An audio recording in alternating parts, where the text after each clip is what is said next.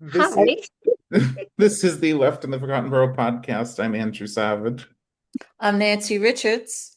We have a very special guest today, community activist Natalie DeVito. She wears many hats, informal advisor to the Michael Decillis campaign. She also has a more civic-based role, which we'll talk about a little bit later. But it's my pleasure. Welcome to the podcast, Natalie. thank you so much for having me. And I'm so excited that Nancy's joining us. Thank you Buenos so much, dias Nancy. from Mexico. So, Yes. Buenos dias. And so I Uh, really want, yeah, Nancy's in on a Mexican adventure right now. I'm very jealous of her. I'm seeing all of the pictures because we were there back in February, and so I'm when you post the picture of the pool, I was like, oh, I was like, oh, yeah, that was a good I pool. was It's like, still oh, here. the So, the big right in my pool is heart. under renovation. So, everyone's using that pool. So, the fact that I was by myself at that moment was a nice little moment. Yeah, So, yeah. but So it's raining right now. I'm here to look, maybe make an exodus from the country, but I'm here to look at possibly retiring here. So I'm looking wow. at property. We have friends that live here, so I'm staying with them. And so that's why I came back at this time because it's low season. I wanted to see what it's like when it's not as exciting and the weather is not as Mhm. good. And it's currently raining. So I yeah, mean, I guess it goes anywhere in the globe, yeah. right? The rain is going to follow us. Mm-hmm. So Yeah, well, Natalie, I'm really happy that you're on. I wanted to talk to you for a number of reasons over the last few weeks. Obviously, you have a lot of experience in the local political scene. Your husband ran for Congress back in 2018, Michael DeVito. I did vote for Yes. him. Yay. I Me did vote for too. him. I did vote for him. And so you are and I've been seeing your contributions in the Facebook group uh, and just a lot of really interesting developments have happened in the Congressional District 11 race. And so I'm not going to go through the backstory that our listeners have heard it a million times, but uh, there is a new development over the last week or so. There was a piece of audio that came out that was seemingly from the Democratic County Committee of Richmond County. And I don't have the full context of the meeting or of the audio, but it seemed like we they were heard just it. yeah, we both heard it. I sent it to Nancy. We were talking about it, and it seemed like they were discussing every possible option without Allison Ziogas in the race to not back Mike Decillis. And Yes. you had some pretty interesting insights about uh, what could be behind that and just all about all the fuckery that's taken place. Thank you for saying fuckery. It's sort of my favorite word this election cycle. I think it's so descriptive. So what we all heard out there in the wild, and I don't know how many times you both listened to it. I might have listened about 20 times. It loops when you hear it on Instagram. If you don't turn off the loop, you just hear it Yeah, again and again. yeah. And one night I was in bed, I think the night it came out, and I'm listening to it, and my husband said, "Okay, already. Like, can I not hear that again?" Because it was just wild. But I guess what we heard was one person in particular. Uh, and I guess I want to be clear about that. I understand that was an hour-long meeting. So we heard what, maybe 2 minutes or so. But We didn't Yeah, that, hear the whole thing. Yeah. yeah, yeah, but that particular piece that we all heard on the internet, um, that person was very vocal about wanting to find another way, any other way but nominating Mike Decillis. So I have contacts there. That individual, and I can name him, yeah. I mean, like we all know who it was, right? So that's yeah, Matt Mobilia, and he is running for assembly. Actually in my district. mine too. So, Yeah, you know, Well, it so was Mid Island. indicated that it was him too. I think it was indicated because he Yes, was talking and it that's was right. on his name Yeah. was there. So Yeah, but also he has a really distinctive voice. So if you watch any of his social media, that's just, it's a match. Um, so context for that. So if we can all agree, at least in that moment, Matt Mobilia is fiercely advocating for finding another way, not having Mike Decillis on the ballot. Allison Sayogas has dropped out.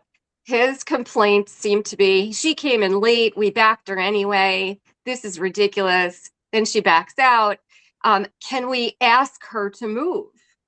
Can we ask her to move out of state? Because that apparently is one, I guess, if you die, or if you move out of state, or if you become a judge. Those are the three options that allow you to be removed from a ballot in New York State if you missed the Board of Elections deadline to remove yourself from the ballot.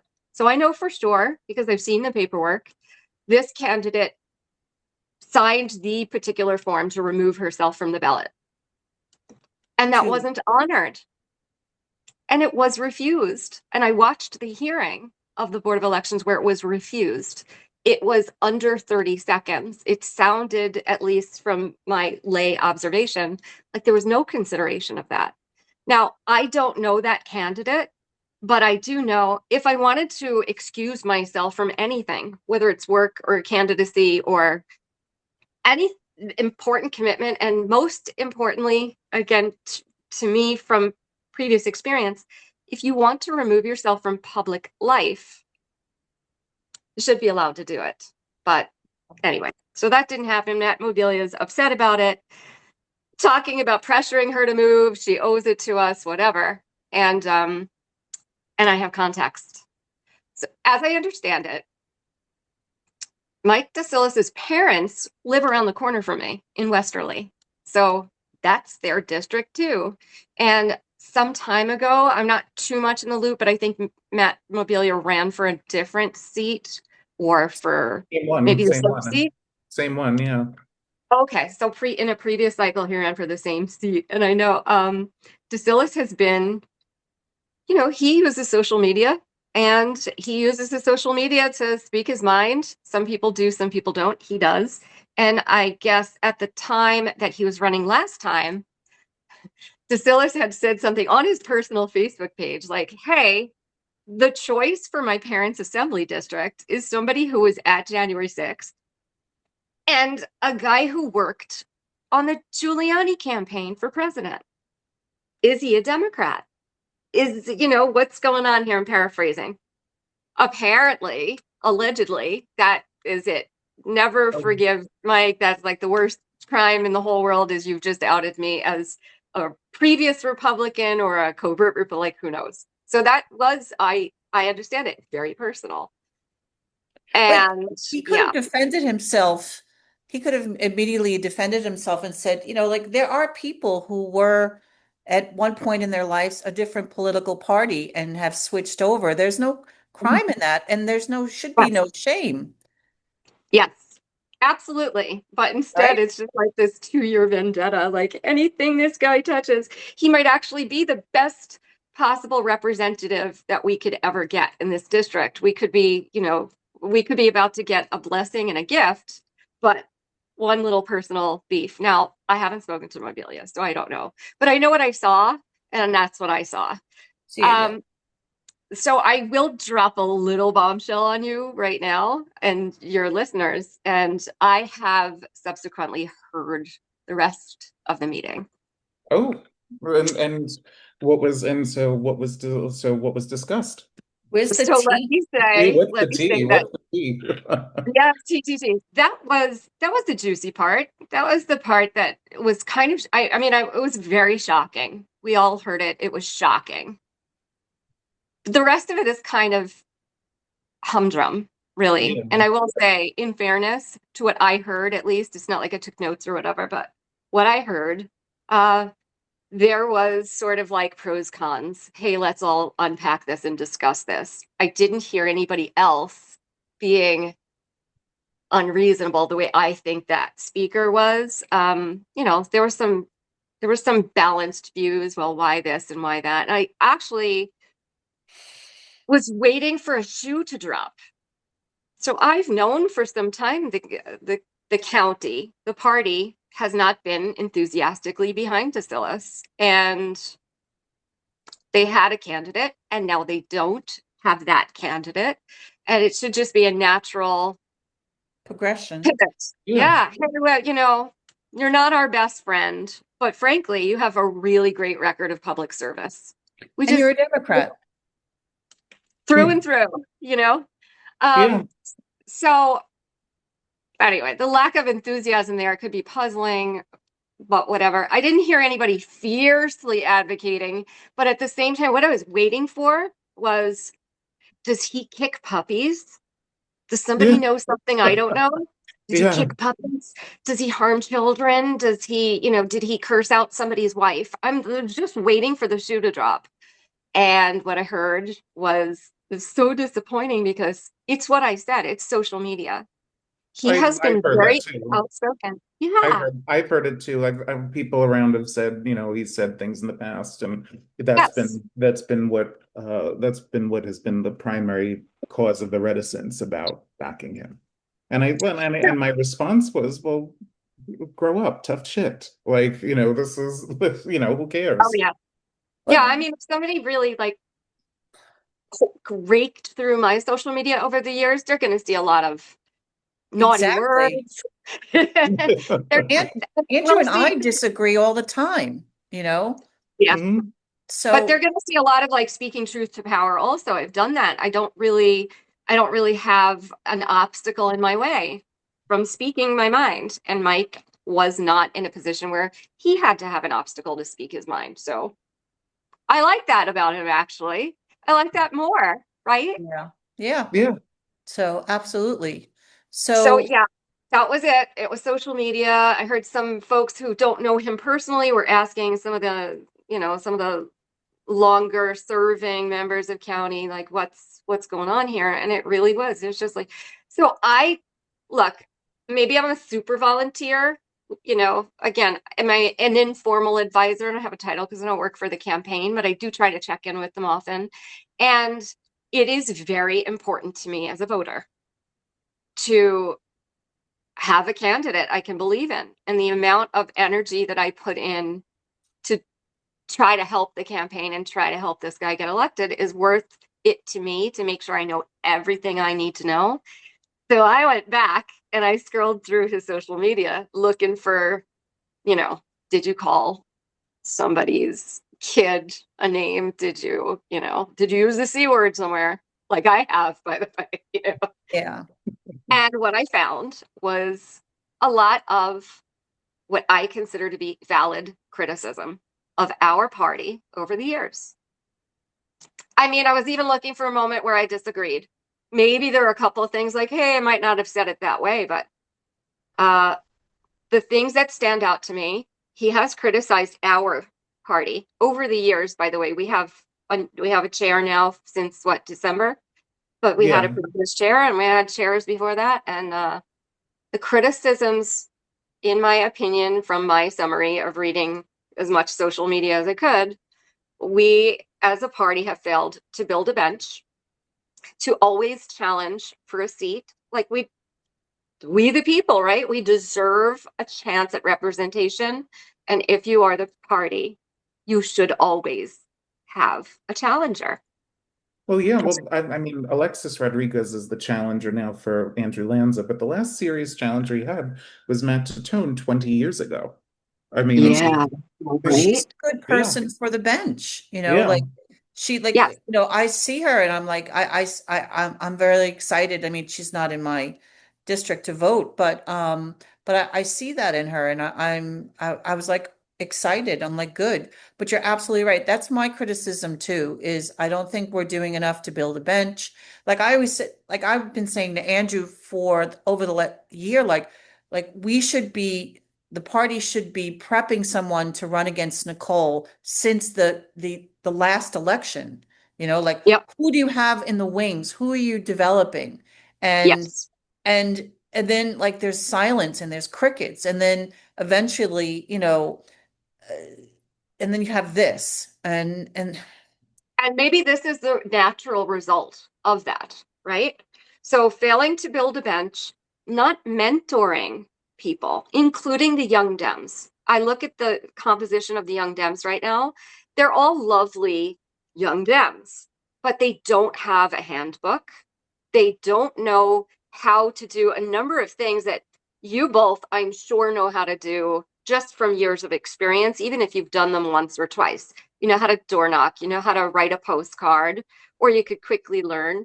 Maybe you don't know how to throw a fundraising party, and you can pick that up in a few minutes because you've been mentored to some extent. And these are the criticisms that I believe have been fairly, put up against our local party. That doesn't mean that they shouldn't actually be doing them and then say, hey, let's all just get together. Thanks, Mike, for the critiques. We've taken them seriously and we want to be a better party. But again, Wrong with so that? what the result was is instead like, oh, we just don't like him. Now, I'm not the boss of anything, so not even my cats, but that's natural, right? I'm not the boss of anything, but if I were in charge, I would have been like, hey, Mike, we just don't like you, but you're a Democrat through and through. You have an amazing record of public service. Geez, you were a 9/11 first responder. That matters, for Yeah. the sake of like respect in this district, in this country. And you have that experience in a district where there have been so many 9/11 first responders fighting for their benefits. And we have a congresswoman who plays that banner and her record indicates that she doesn't really support. She talks about backing the blue, and meanwhile, she supports an administration that has just pardoned January 6th people who attacked law Yes. enforcement. And So, we wanted to give them our money. yeah. Right. So Yeah, exactly. there is a lot So of things that you can go on with Mike Decillis. yeah, so 9/11 first responder, he was a paramedic at that time in 2001. He's got the life experience that most of us can relate to, where he had to leave that job because it didn't pay enough. So he's still, all these years later, advocating for EMTs to get a proper pay parity in this city. Uh, but I like that he has the experience to say, hey, you guys need a pay bump because I had to leave it because I couldn't afford to feed my family. Then he becomes a cop, police officer. We are, like you said, Nancy, we're a back the blue district. Allegedly, our congresswoman backs the blue. Well, now we have somebody with experience as a police officer. Let's hear him out. This is a great district to bring that experience. What else has he done? I know He's that a teacher. after, He's a teacher because yes, we're both teachers. So that's right. Now that matters so much, right? I mean, this district is teachers. This district is nurses. Civil servant. So So yes, he has three civil servants, and I would love to hear more about that experience because as opposed to someone who can just um say I did A, B, C, and D, I want to hear more about how he did A, B, C, and D. And he yes, has that experience, but I feel by not having county behind him, he doesn't get the platform. Uh, the only platform he gets really is what he does, you know? And yeah. So what I've seen, what I've experienced in contact with the campaign and like, hey, how can I help? I've seen that. First of all, this is a personal opinion. I think county looks silly not backing him at this point. yeah, There's yeah. they just too many do. people asking, well, why not? They do, and the one thing I've heard too is that uh, I was told by a member of county the last time we talked about this at any great length. I was told that I was misinformed about a few things, and Okay. uh, I said, okay, well, what am I misinformed about? And Yeah. and then they proceeded to tell me all of the social media bullshit and kind of the back and forth between Mike and some of the other members of county. And I said, well, I don't really care about that. And Right. I said I don't think voters care about that either. I think Yeah, Mhm. that's those parties, that's in stuff. Like, that's the inside stuff, and that's what I've heard from multiple people around county about, just what he's said to people over the years and done, and whatever. And I just said I don't really care about that. And I said most people, and I said I know you're all married to process, and you're all looking at the specs and the signatures on petitions and all that. And I said, but most people don't know it. I said when you explain the rules of a board game to me, I glaze over. Like I yeah, don't, I glaze over. I think that's most people. TBD, right? Yeah. yeah. I mean, that Yeah. that type of bickering can be done behind the scenes, but Right. look, they're supposed to be politicians. They're supposed, put on a face and put them out there. You know what I mean? Yeah, So, well, once again, if the social media was about being abusive to somebody or being disrespectful, I don't think it's disrespectful to address people who either have power or are trying to get it and saying, we need you to do more or do better. Um, do I have better. yeah, be better Democrats. There was a friend of mine, he passed away on Christmas Eve last year. He's an old timer, Howie Klein. He was the founder of Rock the Vote. And It's a he great, was, yeah, he was such a big deal. I met him during my husband's campaign. He endorsed my husband, and then we had this dialogue for years until he passed away, Christmas Eve.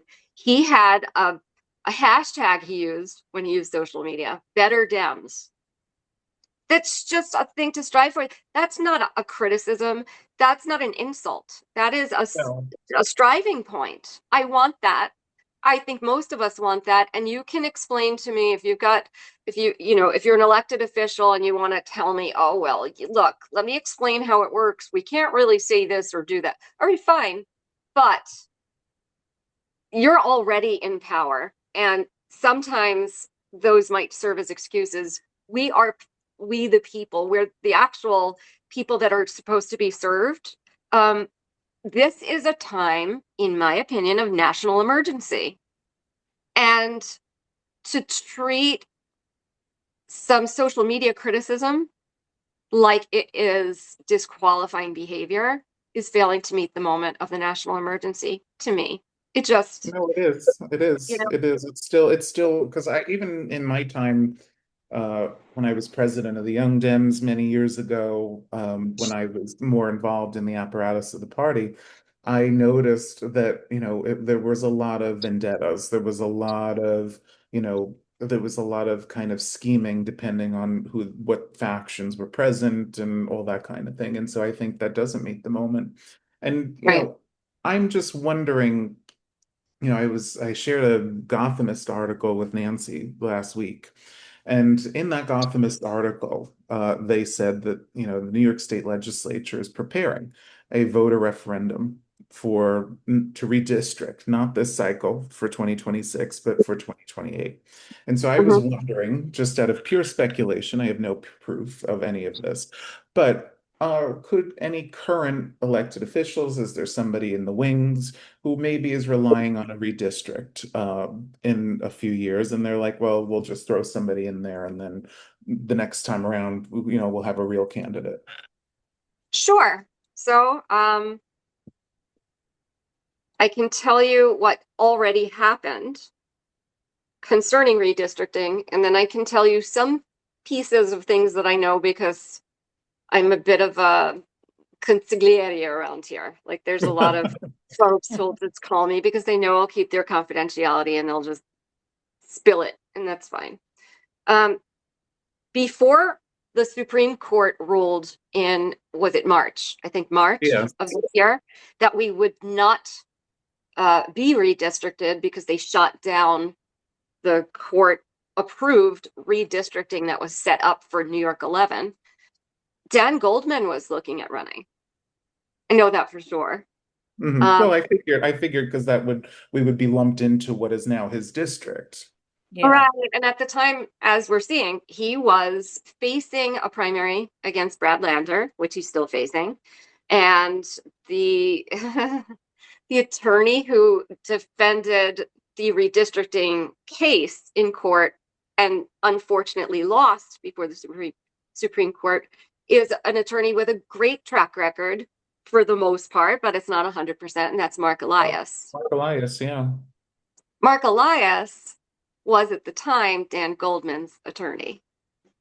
So just connect the dots, whatever. So I will tell you a little secret, like it's not going to be a secret now that I'll say, but because though that was being looked at by, let's say our district was being explored by Dan Goldman on the contingency that the district lines would broaden and it would be more so-called Democratic instead of Republican. I had conversations with Mike's campaign before it was the Mike campaign. And I said, listen, if Dan Goldman steps in here, I just want you to know there's just no competition against the kind of money that he would bring. Yeah. And I do believe that Democrats in this district would accept him and vote for him.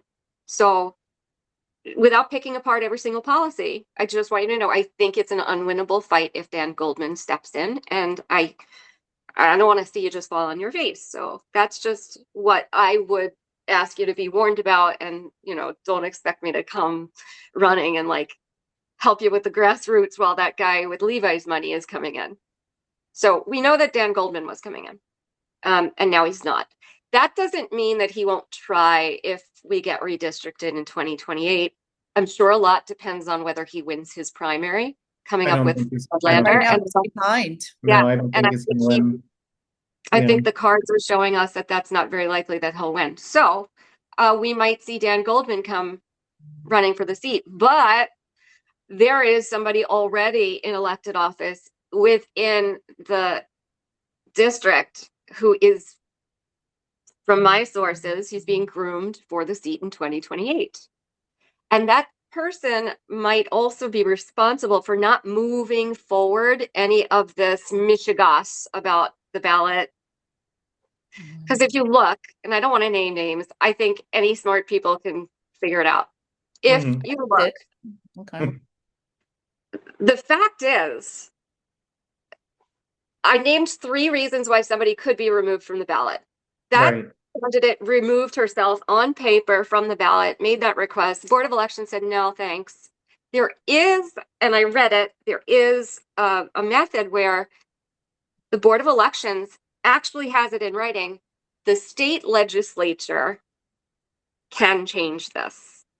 So, Really? upon understanding, Well, there is a way to get her name off the ballot. there was a way. There Okay. was a way for a state legislator to make a phone call to make a request, and maybe it's an executive order or something, but a state legislator, perhaps one who, I don't know, leads a Maybe has an party. interest, maybe has an interest in running in the future. But it's interesting Yeah, because I thought it was just from the outside looking in. I just thought, well, the Board of Elections is made up of even number of Democrats, even number of Republicans, and the Republicans on the board certainly have an interest in seeing us kind of in this circular firing squad of fuckery sure, going here. sure. Yeah. So So you're I'm saying just that gonna it's not so much the Republicans, but it's maybe just these machinations behind the scenes. say, yes. So again, I have it on good authority that there is a person who may be at this time allegedly being groomed for a 2028 seat, and that if that's the case, as I believe it is, there may be a conflict of interest there in allowing a Democrat to proceed to the ballot and win this November. Because think of it, if let's say it's me and I want to run in 2028 and I've got somebody mentoring me through that process. Well, if a Democrat wins this year, what am I supposed to do? It goes without saying, the Democrat won. We're not going to kick him out in 2 years. We don't do that. Typically, we don't primary another Democrat. So am I supposed to call Decillis and say, hey, Mike, I really want you to win, but I also want you to move the hell out of the way in 2 years. Can we just agree to do that? And only then will I help you. I actually think that would have been a worthwhile conversation anyway. Like at least do that before blocking every move from every Well, voter too. well, I also think, as far as redistricting, I think what we've seen over the last few months is that has its limits. I mean, not just what Yes. happened, not just what's happened here, but I Right. think it's kind of a fool's errand. And I've fallen prey to this a million times that somebody is going to come in and save us and it's going to be Yes. great. And so Right. and what I think we've learned over the past few months is that nobody's going to do it except for us. Nobody is Right. going to do that. And the place and the time that we're going to do that has to be now. I don't know Right. if we don't have the luxury of 2 years Right. because this may all be gone in 2 years. Well, thank you for saying that because it's the way Yeah, I've been feeling as well. Like, I guess the kids say bold of you to think we'll have a democracy in 2 years. I do feel like that all the time. And for some of us, life is more precarious than for others. I mean, people are in financial desperation. Some people aren't, but things are still expensive. There are folks that are in other forms of desperation.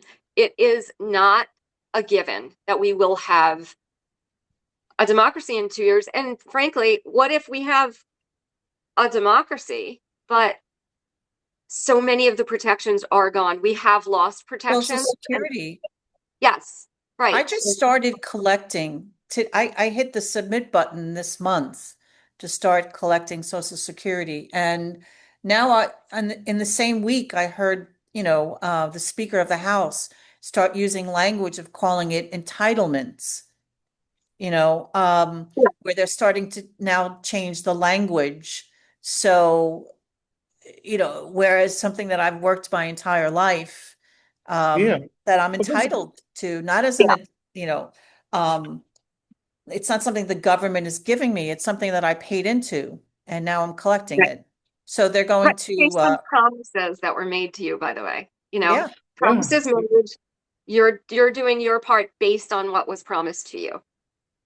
That's yeah, it. and absolutely. And well, I think you know what Natalie's talking about though, and I agree the economic security is a big issue. But getting back to what Natalie you were saying about, maybe we won't have a democracy in 2 years. Maybe yes, we will have a democracy, but it'll be the same kind of democracy that Vladimir Putin has in Russia. Or that Could be. Viktor Orban had not until very recently in Hungary. And so it's Right. like more like a competitive autocracy where the elections are kind of just for window dressing. Right. I mean, I don't think it's an unpopular phrase to say that the Supreme Court is ruling on things that its predecessors, even 10 years ago, would have been shocked by. They no longer follow precedent. So there was a time 26 years ago, the Supreme Court ruled, hey, the election is going for this person and not this person. That could be a democracy almost in name only, where the Supreme Court just says, all right, yeah, it's going to be Bush. We don't need that. And to circle back, we should always be taking this seriously. We should all be voting when we have the right to vote. We won't Absolutely. necessarily all have it in the future, but this is not to be taken for granted. There are other countries that are democracies that I've traveled to, and they think it's bananas that so few people who are eligible to vote actually do vote. We've got to do a better job as citizens. In the meantime, what we have to do is we have to we find a candidate, support a candidate. So that circles back to what we were speaking about a moment ago, where I feel or where I'm observing that county not fiercely backing this Democrat, the only Democrat who's running now, for them to not fiercely back this candidate, to back Mike Decillis, means that every day and every hour, his campaign has to dip into precious resources. And that's money, and that's energy, and that's time. And there's lots of volunteers working for them. And at the same time, everybody only has a finite amount of energy until further notice. There's a finite amount of money. The current congresswoman is going to have riches thrown in her direction. So, to my fellow Democrats, I say, if you think that any Democrat can survive in that environment where maybe Elon Musk throws money, maybe this billionaire throws money, our district could be inundated with MAGA money. And yeah. we deserve a fighting chance of a Democrat. And Decillis is a great person and he's a great public servant. And I think this does make sense as his natural progression, which makes it all the more egregious. There shouldn't be a Democrat in power in this moment who doesn't fiercely assist.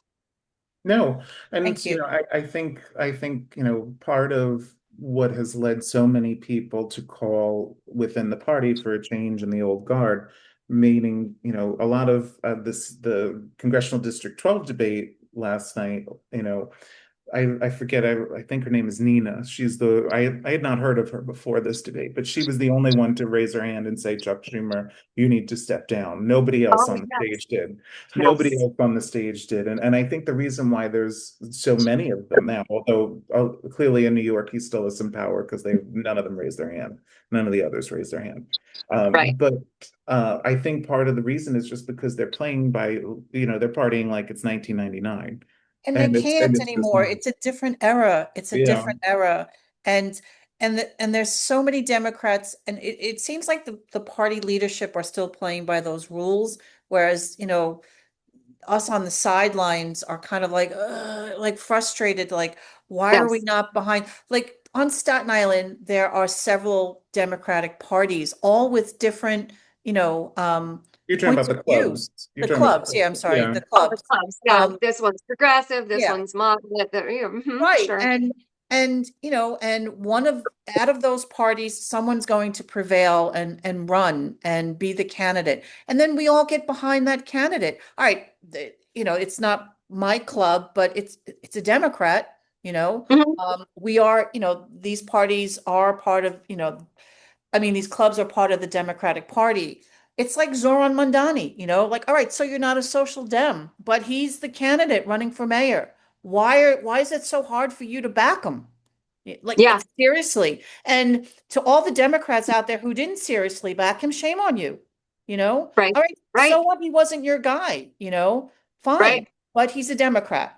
It's Um, sort of like you're saying, pre-primary, it's very healthy to choose between candidates. Post-primary, are we kidding? The house is on fire. Like, yeah. let's collectively put the fire out together, Even in Maine, I know that the Democratic nominee who won last night is controversial to some folks.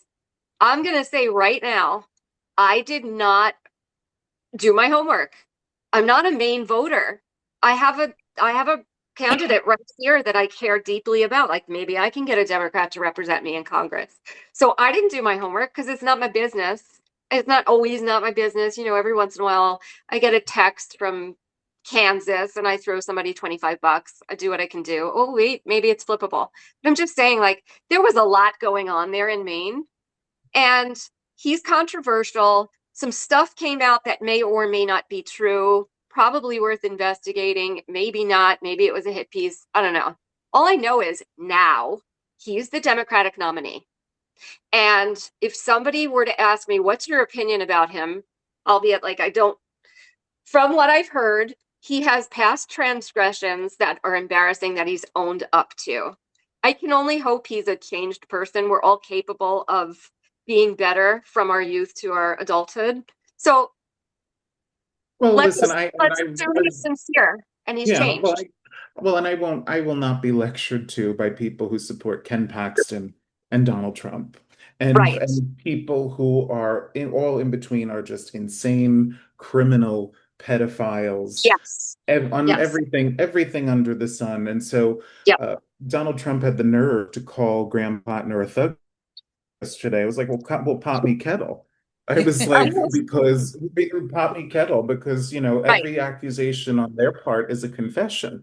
Yeah. Because Graham Plattner wasn't convicted of 34 felonies. He wasn't an Right. adjudicated rapist. He was Right. not in the Epstein file. Right. He has some things that are unflattering, and Yeah. he didn't call a bunch of white supremacists very fine people or pardon cops, people who beat up cops and then offer money Yeah. funded by the taxpayer towards them. So fuck off with that, honestly. Yes.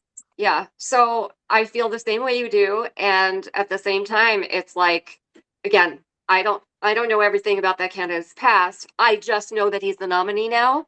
And if you have this Democratic nominee and Susan Collins, I'm going to be about this Democratic nominee. Me too. Everybody should be held accountable for crappy behavior and crimes and all that stuff.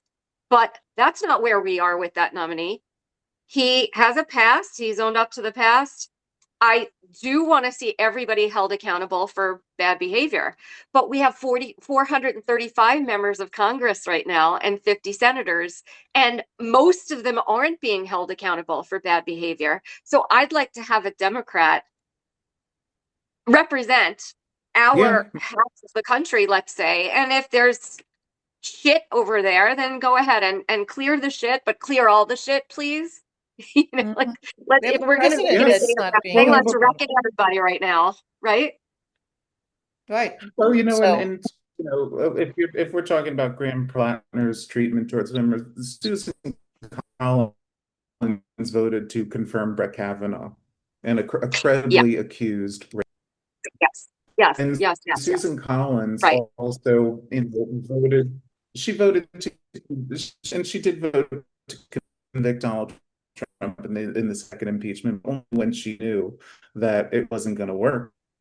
It's like what Nicole Maliotakis does. She does what is uh, what Yes. is politically expedient, and that I think the party absolutely has to be more serious about supporting the nominee, and Mike Decillis is the Yeah. nominee, and they Yeah. have to support. So we've And we've spent a because lot of time talking about again, it needs detractors to of be Des and not managed. him. I'm sorry. Yeah. Well, I and do want to tell you your video is stuttering he is just a little. Did you hear me? Your video is okay. stuttering No, just yeah, a I'm little. Is it seeing. just on my end? No, well, I'm seeing here that in somewhere some internet is unstable here, but Okay. what else Okay. is new? Yeah. Yeah. All right. Yeah, So what yes, else is new? But yeah, at the end of the day, we've got we've got to get some stability in this country. Again, Distillist is the person that I'm volunteering for. I'm trying to help out. One of the things that I've been doing on a regular basis is trying to contact press because I do not understand. I'm sure the campaign is doing their job contacting press, but if they're having a similar experience to me, I am telling you, it is like getting ghosted. Just just to get press to cover the fact there is a primary. I heard back from a reporter last week, a big, like a senior reporter on a very major um, media channel that has a printed, it has an internet component, it's on the radio, amazing, who has decades of experience. And she said to me, "Oh, I thought there was no primary. I thought the other candidate dropped out." It's like, you're the press, what? yeah. cover this, please do it, like, do your job. I'm here. Well, that's what This is what I've been doing, we've encouraging reiterated this. press. We've been reiterating it on every single episode that there is a primary, despite the fact that one of the candidates did drop out, so people know, and so people know to vote for the candidate that is actively campaigning. So I want really to throw out a challenge question to anybody who watches this. I want to know, is there anywhere else in this country at this time that has a ghost primary? This is, we're living Oh, I it all don't. the time, so we're This kind of is used to it. real. Where a It ghost has happened primary? in the past. I actually Yeah. dated a guy from Philly whose father ran for like a local position, and his father was blind. But the guy he ran against died before the election. So Okay. it was the dead against the blind. And but the guy was still on the ballot and he had died I before don't mean to the laugh. I don't mean to laugh, but that's too funny. Like we're well that was the approaching the yeah, dead versus the blind here in Staten Island. yeah. We're approaching that here in Yes. Staten Island. That Although was yeah, that that happened years happens ago. here, they legally that the dead candidate could have been removed. However, the dead candidate that gets removed from the ballot is allowed to be replaced by our local party, by the way, which is interesting. Okay. Mhm. they get the choice. Not the voters, but they get to decide like who to put forward. We're not there. We don't have a dead candidate. In fact, Thank I God. actually Yes, thank feel, God. yes, no, but I feel for this candidate who tried to withdraw. I would not want my name Yeah. brought up 17 times a day if I'm trying to have a private life. I think it sucks. After my husband ran his primary and we were supposed to get back to normal life, I didn't want fuck all to do with being a public figure. I mean, I'm a private person in the first place, and I agreed to sacrifice that. So for the greater good, let's like have a campaign. There's a When you want your privacy back, you want your privacy back. And I just, again, I feel for Yeah. that candidate. And again, if somebody was gone, or they became a judge, or they moved to Bayonne, they could be off the ballot. But they're very much on the ballot, Yeah. and here Well, we are. she There's could go to nothing to Costco be done alone. at this point. Right. There really is nothing that, I hear from people all the time. Well, can't they just this and can't they just, no, there is nothing to be done now except for the people to show up at the polls, early voting, starting Saturday, ending on the 21st, or on election day on the 23rd. That's it. There's no they, like you just said. It's us. It's up to us. Can't they just? No, It's a us. we can Yeah. just vote and close the door on the primary, and then we have our nominee from now until November, and we can curse about all the resources that were wasted on a primary that didn't have to happen. That kicks me in the ass all the time.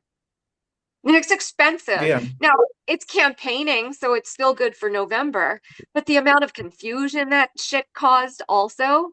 Oh, wait, Well, half here's of all. Mike's Yeah. campaign is about, remember, I'm the only one really running. Like, aside from talking about what he stands for, he has to add that in to, oh, and Yes. by the way, I'm the only one running.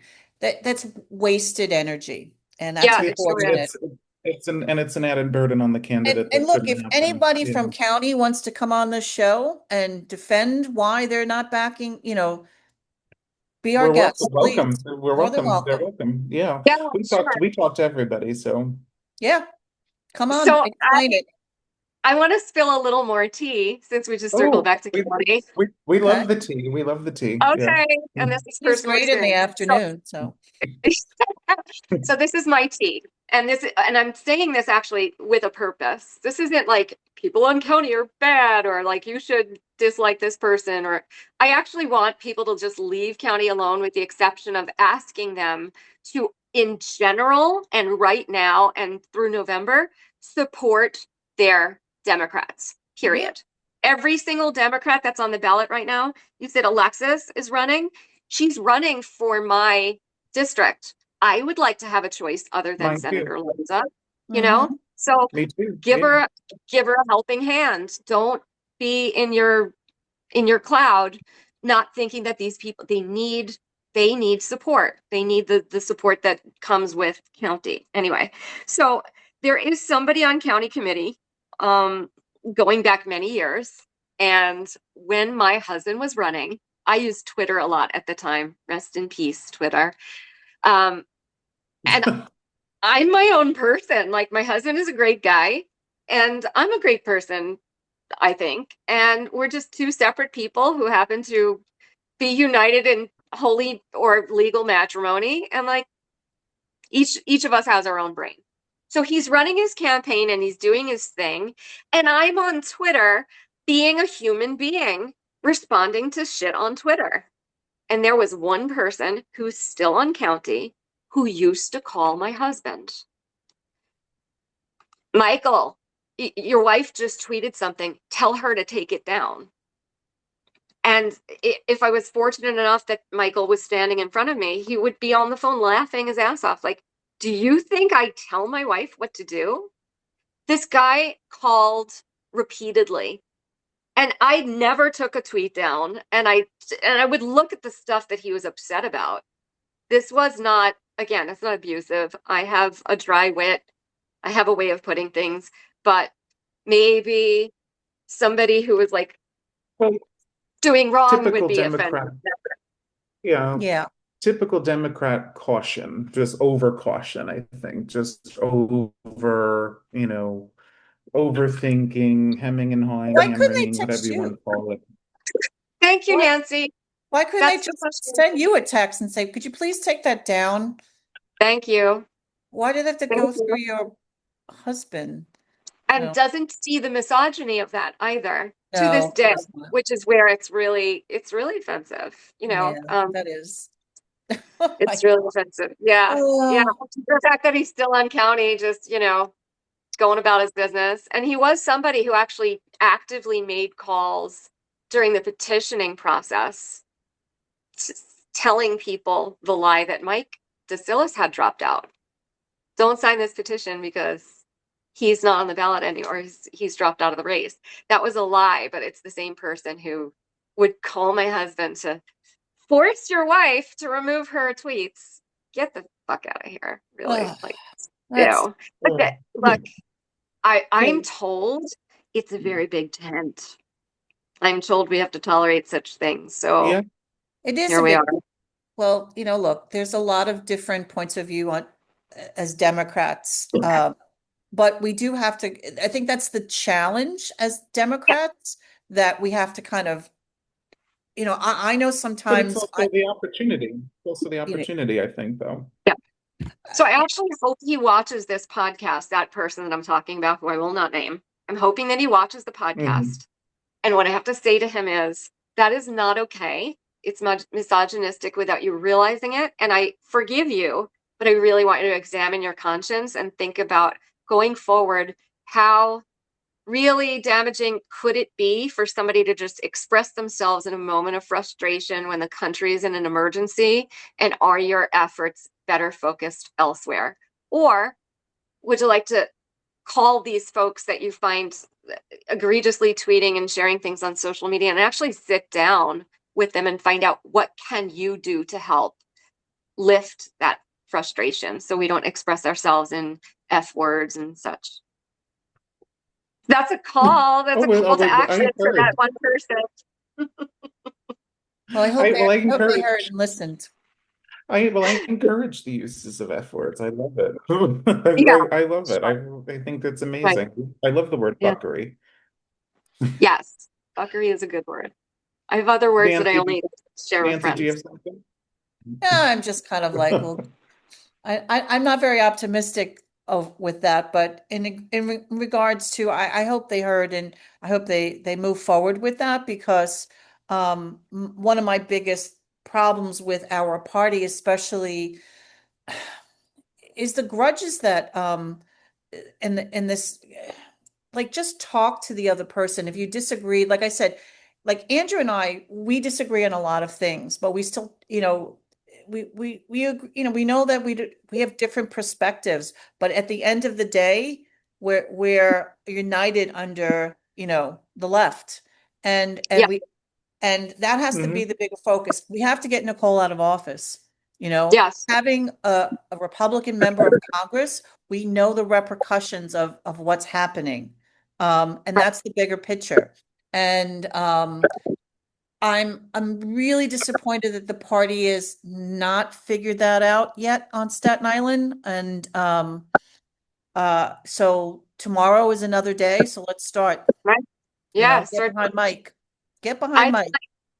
I like what Decilla says about you know, the very first order of business is to do the checks and balances. I'm paraphrasing, but the fact is they have a job to do in Congress, and their job is to legislate and also be the balance of power and a check and a balance.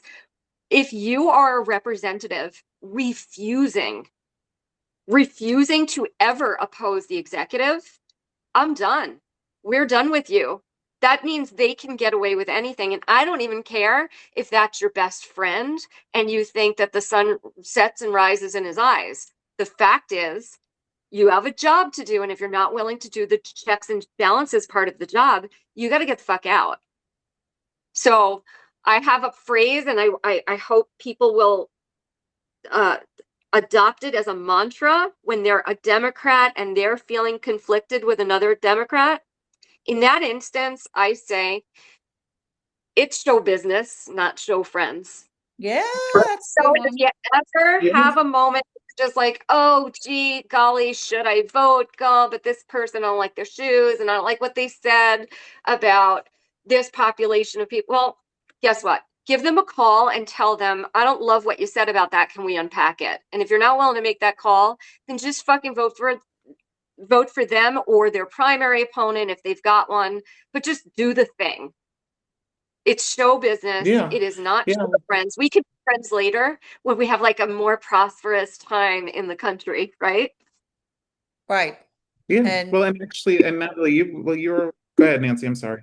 no, I'm just, I just, Nicole needs to go. She needs to go. And we look at the bigger picture as to, her being here in office, what she prevents from, and the fact that she doesn't check him. And I noticed that the only Republicans that do check him are those who have been voted out and now are lame ducks. Or are And retiring, right? It's magical, isn't it? yeah, now all of a sudden you have a problem with him, giving money to January 6th, and that maybe some of this suing himself um, Right. and creating this slush fund is a problem when people are having a hard time.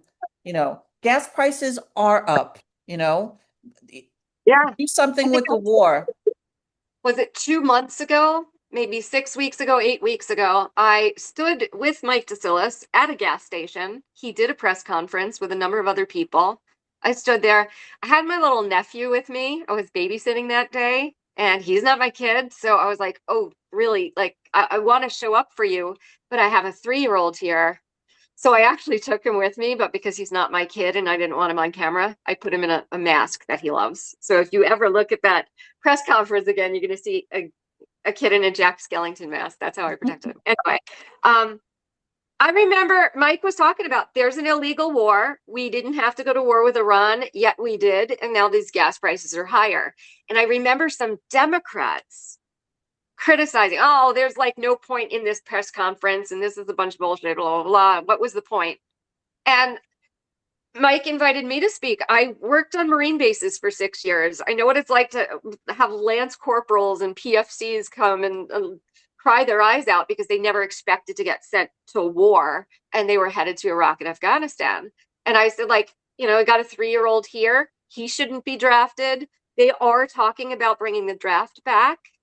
Now, all 18-year-old males are automatically registered for the draft. But again, when we did the press conference, there was Democratic criticism. You didn't need that. That's like, forget about the draft. Don't scare people.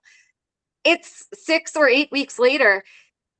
That's a flashback Friday as far as those gas prices. I'd like it to be in the $3 again. When we did the press conference, it's in some cases over $5. So he was Yeah. present Yeah. about that, but the criticism was from Democrats, which is really fucking annoying. That Like is annoying. It is. trust, Oh, it is. Yeah, trust, it is.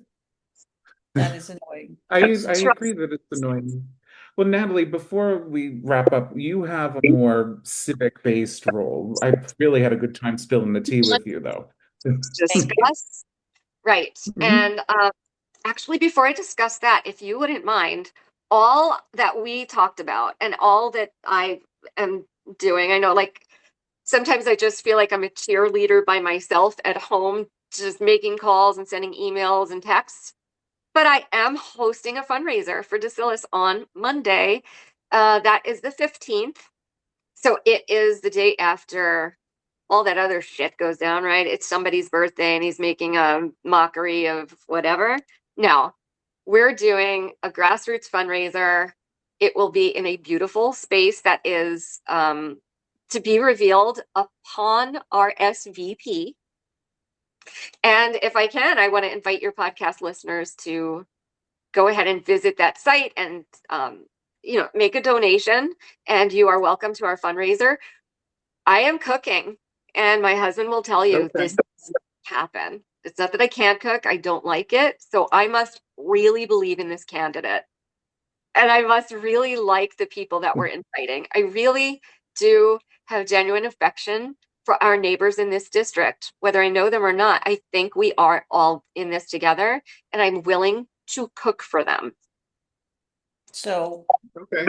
thank So you where to for go? this. Yes. Okay. So, well, of course, anybody who DMs you or messages you can can get an invite, which I've sent to Andrew ahead of time, right? And I'm sure you'll put Okay. that in your show notes. But if somebody wants to actually just type in a web page that will not get the sexy invitation that I designed with some help, but at least they'll be able to participate. It's tinyurl.com slash, the rest is in all caps and it won't work if it's not Mike, the number 4, NY11. So capital Mike 4 NY11 in the tiny URL will get them to the RSVP page for a fundraiser that we're doing. Very excited. Our space holds over 150 people. There will be music, there will be food, and there will be a lot of togetherness. So thank you. We can get that in the show notes, right? Yay. Yeah. Yeah. All right, great. And So, yeah, and well, Natalie, before we go, you have a more like civic based role as well. In addition to spilling the tea and doing all that, you have another Yeah. hat to wear, which I love. Yes. So talk a little bit about that. That's right. This is my other hat, that there's no confusion between my advocacy as a campaign volunteer and a Democrat. Now I'm putting on my nonpartisan hat, and I am talking civic engagement. We have a very small, easy lift election right now throughout New York City, and it's called participatory budgeting. And every single New York resident from the age of 11 and until you're sleep forever can vote to pick a project. So what we're doing is, and we do this every year, it does not matter. I know there's some confusion. Participatory budgeting happens at 2 levels. Level 1, you get a type of project that you think this big tranche of money should fund in your community. Type 2 is your city council member saying, oh, I've got $50,000. Do you want it for this, this, or this? As I understand it, none of the council members in Staten Island are participating in that part this year, and that's fine. But the other piece of it, don't waste your vote. Go ahead and vote. Again, open to every single New York City resident, 11 years and up. I'm going to tell you where to go. And I am going to also tell you what Staten Island's projects are. So what this is, you are picking the type of project you think the city should spend a bunch of money on in Staten Island. There is no right or wrong. There's only your opinion. So we have 6 projects this year. One is, do you like how I'm still wearing this very legal good pen? balancing. Oh, I love it. That's a really, that's really good. I just want I want no confusion about crossing streams. If I've got this on my head, we're talking civic engagement. Job readiness for people experiencing housing instability. That's a good program. Mobile support and wellness truck for older adults. That's pretty cool. Staten Island food recovery and delivery program. So ostensibly actually getting food that would have gone to waste and returning it to the community. A self-defense course for young adults. And the 2 remaining projects, vocational training for high school students and careers in the disability services sector. Anybody can go ahead and go to the New York City Civic Engagement Commission. You can Google that, or you can go to our Instagram page or Facebook page, and you will be led to your ballot. It doesn't matter where you are in the city. You're going to vote using your zip code, and it's going to take you to Staten Island's ballot. This does not supplant other budget money. So I don't want anybody to think that if they're voting for this this mobile health support ban for older adults, they're not taking money away from something. This is money that is going to be allocated, but it's between these 6 projects, and every single New Yorker 11 and older can do it. So please, I would love to see Staten Island participate on a higher level than ever before. And that's my pitch. And We I will. voted for that, Oh, Andrew. you did it? We did. Remember Priscilla, when we were at the luncheon a few weeks ago, Priscilla Marco had brought the box and Yeah, she got us all to Yeah, vote. we did go. Yeah. Yeah, we did. So, but good. We thanks for did. repeating that. That's good to hear. Yeah, So, because I too. And my understanding is like Priscilla has a pet project here that she cares deeply about that she's hoping people will vote for. So she should be promoting not just civic engagement and participatory budgeting, but it's okay if she's whispering, hey, vote for my project. And similarly, there are other organizations through Staten Island that are, that they've got their projects they want us to vote to on. be So honest, I don't recall her I just Yeah. recall her making us vote. Yeah. Yeah. well, She she just said, well, yeah, she was reiterating the rules and all that stuff too. Yeah. So, if she had a pet project, I did not pick up on that. But I did, she's she made it, yeah. we all voted though, so that was cool. Well, she's a sweetheart and she was being super duper fair, but I'm saying like she's allowed. You're Okay. allowed to like wink, nudge, nudge. Hey, this organization is my favorite or whatever.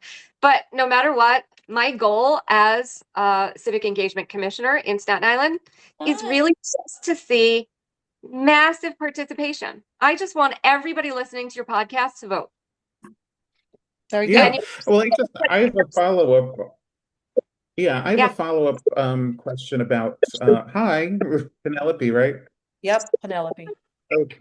And so I have a question about participatory budgeting. So you said that the council members on Staten Island are not partaking in the participatory budgeting. And right. so isn't it up to them? Isn't it up to them though to allocate the funding? Yeah. So let's say this is one way to ensure that this tranche of money gets spent on the people's choice, right? But I will Okay. say, I mean, I think it's really healthy and it's groovy that there are 6 projects you can vote on. There is no loser, right? I mean, there's just not a loser. These are all important causes. And in these particular 6 projects, there have been organizers and organizations who were able to elevate this to the level of like, hey, let's vote on this. But there were community workshops before this. There were discussions before this. So there's been a whole process to narrow it down to 6 projects. And my understanding is with the council members, they're going through that process too. It's not like there's been no community input, and they feel perhaps that they're best suited to decide on where this $100,000 goes or this $50,000 because they're seeing the entirety of the budget. So again, no dig to Okay. that. 2 tranches of money, and if a council member does participate in that other type of participatory budgeting, you would see different additional projects on the roster. Okay. Hmm. Okay, does that make Okay. sense? Yeah. It's like It So does. It does. two. that does, And I'm so happy to say I was one of the commissioners who voted to, in short, after much careful contemplation, thought we did lower that age to 11.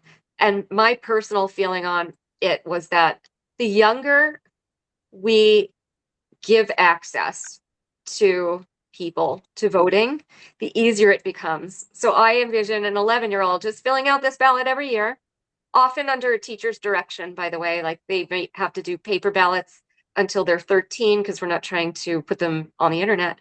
But by the time they're 18, it'll be a habit. And now they just get to go in the actual voting booth and participate that way.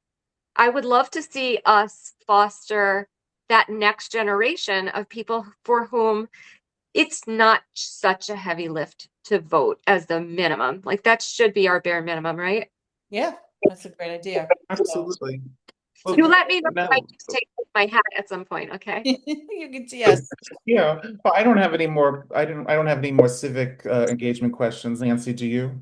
No, I do not. I do not have, I just have a big thank you for taking Yeah. your time to do this. Because Thank you, Natalie. Yeah, I had I, a lot I, of fun. I think people like Natalie are very much behind the scenes that you don't see. People who are really making sure that things like this are on a ballot, that there is these types of opportunities. And so thanks for doing this a lot. Yeah. Thanks so much for having me. And I'm sorry it's raining where you are, but I hope it's otherwise beautiful every time. I found a bar in the little small town I'm in. We're going to go watch the Knicks. So Oh, Oh, wonderful, yeah, so wonderful. they're going to put it on for us. It's in Spanish, but it's still please basketball. excuse my ignorance. Are they playing tonight? Yep, they're playing tonight. Oh, They're going to be playing Yes. in 4 minutes. all right. My Okay. daughter's Well, home. I would have heard the screams and stuff, but because she's not home and she's watching it elsewhere, go It's Knicks. 8:30 there now, right? Is it 8:30? eight That's eight 26. 26. Yeah, it's Yeah. 6:30 now. So, So on that note, this is the Left and Forgotten Girl podcast. Thank you so much, Natalie DeVito, for coming on. It was a really fun and interesting conversation. yes, Hey, thank how you, many Natalie. times to the primary? What do you say? Vote for Mike Decillis. Vote for Mike Yes, but Decillis. I'd love to talk to you again. Maybe we have more tea, or maybe we just have some celebrating to do. That would be fun. Yes, don't forget, Yes, vote in the primaries, absolutely. Democrats. You'll have to the 23rd. Awesome. All right. I appreciate you both. And